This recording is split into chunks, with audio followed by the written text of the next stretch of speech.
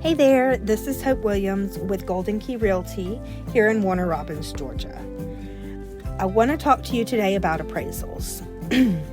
We can't live with them and we can't live without them in the real estate industry. So unless you have cash to pay for your home in full, chances are you'll pay for an appraisal on the property prior to closing on it.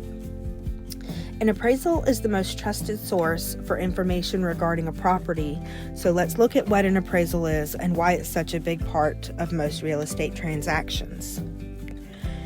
An appraisal is an official analysis of a property's value based on the opinion of the appraiser conducting it. It also outlines the history of the property's uses, construction, and size. The bank financing the purchase will only lend up to the appraised value, so they rely on an appraiser to justify the sales price. It's basically proof of collateral in case the buyer defaults on the loan. Realtors and appraisers use the same database called the Multiple Listing Service, or MLS, so that we can both see the same information. So while I cannot perform an appraisal, I do have to think like an appraiser when determining a property's value. Any analysis done by a real estate agent will be considered a broker's professional opinion, or BPO, on value, also known as a market analysis. My job is to identify which sales in the area are the most comparable to the listed property because they are the same properties an appraiser will use when evaluating the subject property. An appraisal is one person's opinion. An appraisal is based entirely on current market data and numbers, but it's up to the appraiser to interpret and extrapolate the data to show the property's highest value and best use. It's not a perfect science, but appraisers have a vast knowledge in the values of various real estate amenities, and this allows them to compare, apples to oranges. Since it's impossible for two properties to be exactly alike, it's not uncommon for appraisers to have differing values on the same property. Just like scientific data is interpreted by scientists, real estate data and comparable sales are open to interpretation by the appraiser, like how much value to give an amenity. For example, pools and outbuildings vary in value based on materials used, age, and features. In fact, it's common for different loan types to have different values on the exact same property as well.